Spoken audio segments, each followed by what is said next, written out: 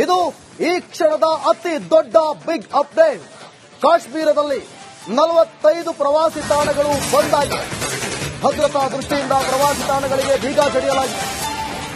Mughal road, ಸೋಗಾಮ್, ಲಾಲ್ಪುರ್, ಮಗಾಮ್ ಸೇರಿ 45 ಪ್ರವಾಸಿ ತಾಣಗಳು ಬಂದಾಗಿವೆ.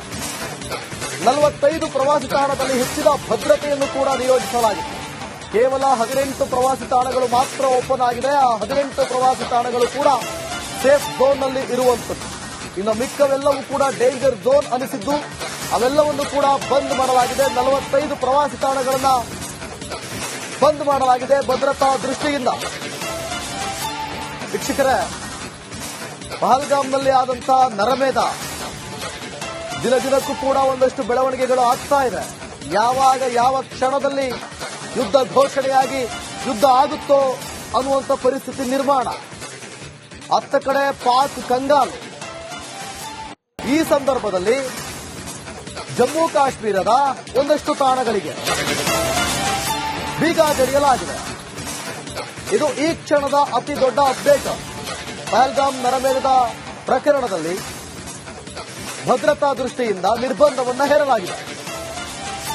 ಹಾಗಾಗಿ ಇನ್ನು ಮತ್ತೊಂದು ಕಡೆ ಪ್ರವಾಸಿ ತಾಣಗಳಿಗೆ ಹೋಗುವುದೂ ಕೂಡ ಜನಸಂಖ್ಯೆ ಕಮ್ಮಿ ಆಗಿದೆ. ಈಗ ಭಯ ಬಿದ್ದುಬಿಟ್ಟಿದ್ದಾರೆ. ಯಾವಾಗ ಪಹಲ್ಗಾಮ್ ದಾಳಿ ಆಯಿತು ಆಗ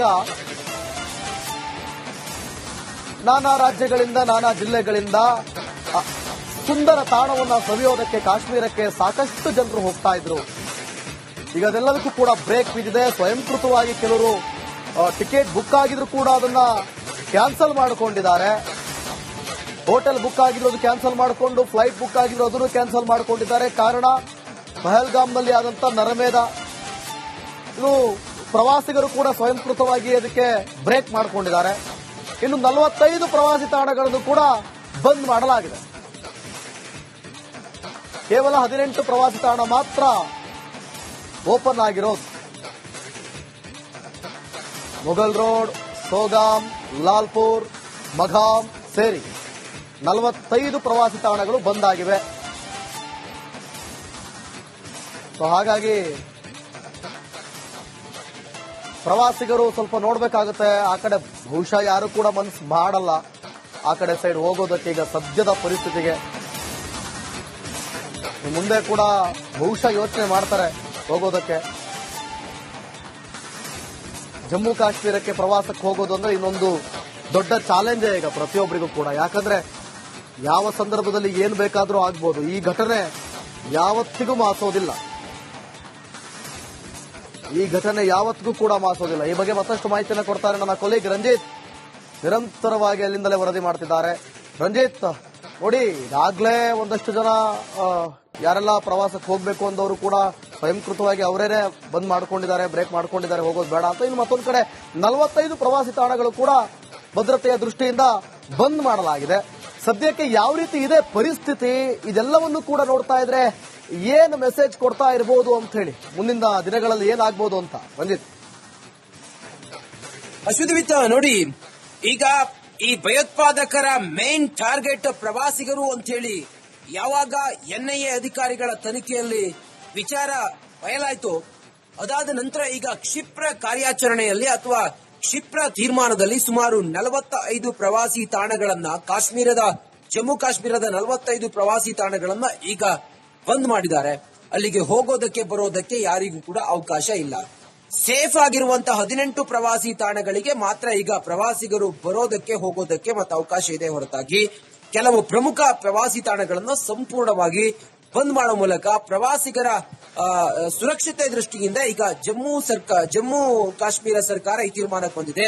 ಸೇನೆ ನಿರ್ಧಾರಕ್ಕೆ ಬಂದಿದೆ.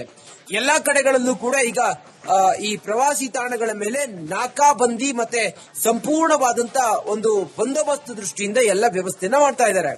ಸದ್ಯಕ್ಕಂತೂ ಈ ಭಯೋತ್ಪಾದಕರು ಇನ್ನೂ ಕೂಡ ಹೆಚ್ಚಿನ ಈ ವಿಧ್ವಂಸಕ ಕೃತ್ಯವನ್ನ ಮಾಡುವ ಒಂದು ಮುನ್ಸೂಚನೆ ಆರ್ಮಿಗೆ ಸಿಕ್ಕಿರೋದ್ರಿಂದಾಗಿ ಭಾರತೀಯ ಸೇನೆ ಎಲ್ಲಾ ರೀತಿಯಲ್ಲೂ ಕೂಡ ಈಗ ಸುರಕ್ಷತಾ ಕ್ರಮಗಳನ್ನು ತೆಗೆದುಕೊಳ್ತಾ ಇದೆ. ಮತ್ತೊಂದು ಕಡೆಯಲ್ಲಿ ಭಯೋತ್ಪಾದನೆಯ ಕೆಲವು ಭಯೋತ್ಪಾದಕ ಉಗ್ರರಿಗೆ ಪಾಕಿಸ್ತಾನ ಸೇನೆ ಅವರನ್ನ ಗಾರ್ಡ್ ಮಾಡ್ತಾ ಇದೆ ಅನ್ನೋ ವಿಚಾರವೂ ಕೂಡ ಬಯಲಾಗಿದೆ. ಮತ್ತೊಂದು ಕಡೆಯಲ್ಲಿ ಎನ್ಐಎ ಅಧಿಕಾರಿಗಳ ತನಿಖೆ ಕ್ಷಿಪ್ರಗತಿಯಲ್ಲಿ ಸಾಗ್ತಾ ಇದೆ. ಅದರ ಭಾಗವಾಗಿ ಎನ್ಐಎ ಅಧಿಕಾರಿಗಳು ಕೆಲವು ಮಾಹಿತಿಯನ್ನ, ಕೆಲವು ಎವಿಡೆನ್ಸ್ ಗಳನ್ನ ಕಲೆ ಹಾಕಿದಾರಲ್ಲ, ಅದರ ನಿರಂತರವಾದಂತಹ ವಿಚಾರಣೆಯೂ ಕೂಡ ಈಗ ಸಾಗ್ತಾ ಇದೆ.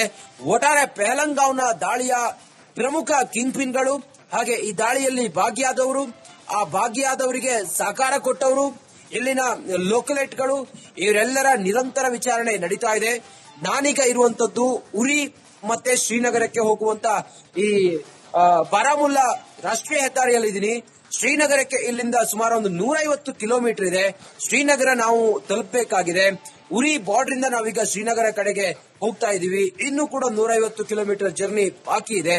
ನೋಡಿ, ಈ ಮಾರ್ಗದಲ್ಲಿ ತಾವು ಗಮನಿಸ್ತಾ ಇದ್ದೀರಿ, ಎಲ್ಲವೂ ಕೂಡ ರೋಡ್ ಎಲ್ಲ ಖಾಲಿ ಆಗಿದೆ. ರಾಷ್ಟ್ರೀಯ ಹೆದ್ದಾರಿ ಆದ್ರೂ ಕೂಡ ಪ್ರವಾಸಿಗರು ಮತ್ತೊಬ್ಬರು ಮಗದೊಂದರು ಅತಿ ಹೆಚ್ಚು ಓಡಾಡುವಂತ ಜಾಗ ಇದಾಗಿತ್ತು. ಆದ್ರೆ ಎಲ್ಲವೂ ಕೂಡ ಇಷ್ಟೊತ್ತಿಗೆ ಬಂದಾಗಿರೋದ್ರಿಂದಾಗಿ ಸಂಪೂರ್ಣವಾಗಿ ಸೇನಾ ವೆಹಿಕಲ್ಗಳು ಓಡಾಡ್ತಿದ್ದ ಹೊರತು ಮತ್ತೇನು ಕೂಡ ನೋಡ್ಲಿಕ್ಕೆ ಸಿಗ್ತಾ ಇಲ್ಲ.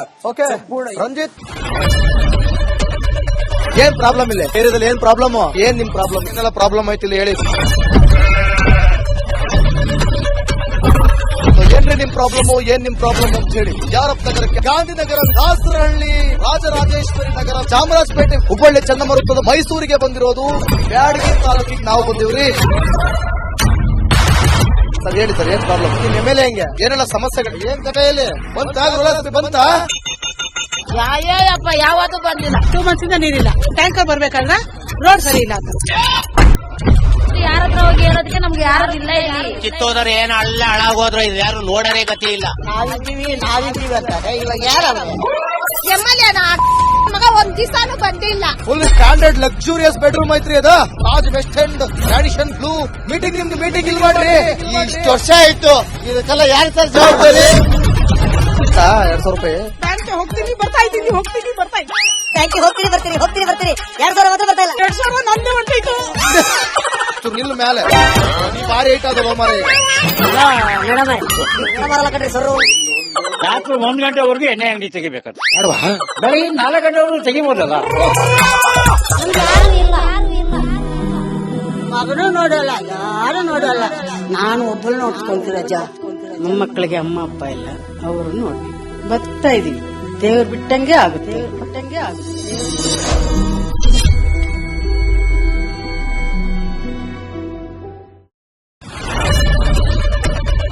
ಏನ್ ಪ್ರಾಬ್ಲಮ್ ಇಲ್ಲ ಏರಿಯಾದಲ್ಲಿ? ಏನ್ ಪ್ರಾಬ್ಲಮ್? ಏನ್ ನಿಮ್ ಪ್ರಾಬ್ಲಮ್? ಏನೆಲ್ಲ ಪ್ರಾಬ್ಲಮ್ ಆಯ್ತಿಲ್ಲ ಹೇಳಿ. ಏನ್ರಿ ನಿಮ್ ಪ್ರಾಬ್ಲಮ್? ಏನ್ ನಿಮ್ ಪ್ರಾಬ್ಲಮ್ ಅಂತ ಹೇಳಿ. ಯಾರಪ್ಪ ನಗರಕ್ಕೆ, ಗಾಂಧಿನಗರ, ದಾಸರಹಳ್ಳಿ, ರಾಜರಾಜೇಶ್ವರಿ ನಗರ, ಚಾಮರಾಜಪೇಟೆ, ಹುಬ್ಬಳ್ಳಿ, ಚನ್ನಮರುತ್ತದ, ಮೈಸೂರಿಗೆ ಬಂದಿರೋದು. ಬ್ಯಾಡಗಿ ತಾಲೂಕಿಗೆ ನಾವು ಬಂದಿವ್ರಿ. ಸರ್ ಹೇಳಿ ಸರ್, ಏನ್ ಪ್ರಾಬ್ಲಮ್? ನಿಮ್ ಎಮ್ಎಲ್ಎ ಹೆಂಗೆ? ಏನೆಲ್ಲ ಸಮಸ್ಯೆಗಳು? ಏನ್ ಕಥೆಯಲ್ಲಿ ಬಂತ? ಯಾಯಪ್ಪ ಯಾವತ್ತೂ ಬಂದಿಲ್ಲ. 2 months ಇಂದ ನೀರಿಲ್ಲ. ಟ್ಯಾಂಕರ್ ಬರ್ಬೇಕಂದ್ರ ರೋಡ್ ಸರಿ ಇಲ್ಲ ಅಂತ. ಯಾರ ಹತ್ರ ಹೋಗಿ ಹೇಳೋದಕ್ಕೆ ನಮ್ಗೆ ಯಾರು ಇಲ್ಲ. ಕಿತ್ತೋದ್ರೆ ಏನು ಅಲ್ಲ ಹಾಳಾಗೋದ್ರು ಇದು ಯಾರು ನೋಡರೇ ಗತಿ ಇಲ್ಲ. ನಾವಿದ್ದೀವಿ ಅಂತಾರೆ. ಇವಾಗ ಯಾರು ಎಮ್ಎಲ್ಎ ಮಗ ಒಂದ್ ದಿವಸಾನು ಬಂದಿಲ್ಲ. ಫುಲ್ ಸ್ಟ್ಯಾಂಡರ್ಡ್ ಲಕ್ಸುರಿಯಸ್ ಬೆಡ್ರೂಮ್ ಐತ್ರಿ ಅದ. Taj West End, Radisson Blu. Meeting ನಿಮ್ದು ಮೀಟಿಂಗ್ ಇಲ್ಲಿ ಮಾಡ್ರಿ. ಇಷ್ಟು ವರ್ಷ ಆಯ್ತು, ಇದಕ್ಕೆಲ್ಲ ಯಾರು ಸರ್ ಜವಾಬ್ದಾರಿ? 200 ರೂಪಾಯಿ ಬ್ಯಾಂಕ್ ಹೋಗ್ತೀನಿ ಬರ್ತಾ ಇದ್ದೀನಿ. ಟ್ಯಾಂಕಿ ಹೋಗ್ತೀರಿ ಬರ್ತೀರಿ 2,000 ಮಾತ್ರ ಬರ್ತಾ ಇಲ್ಲ. 2,000 ನಂದೇ ಹೊಂಟೈತು. ನಿಲ್ ಮೇಲೆ ಭಾರಿ ಐಟ್ ಅದಲ್ಲ ಮಾರಿ. ಬರಲ್ಲ ಕಣ್ರಿ ಸರ್. ರಾತ್ರಿ 1 ಗಂಟೆವರೆಗೂ ಎಣ್ಣೆ ಅಂಗಡಿ ತೆಗಿಬೇಕಂತ. ಬೆಳಗ್ಗೆ 4 ಗಂಟೆವರೆಗೂ ತೆಗಿಬೋದಲ್ಲ. ಮಗನೂ ನೋಡಲ್ಲ, ಯಾರು ನೋಡಲ್ಲ. ನಾನು ಒಬ್ಬಳು ನೋಡ್ಕೊಂತೀನಿ ಅಜ್ಜ. ಮೊಮ್ಮಕ್ಕಳಿಗೆ ಅಮ್ಮ ಅಪ್ಪ ಇಲ್ಲ, ಅವರು ನೋಡಿ ಬರ್ತಾ ಇದೀವಿ. ದೇವ್ರು ಬಿಟ್ಟಂಗೆ ಆಗುತ್ತೆ.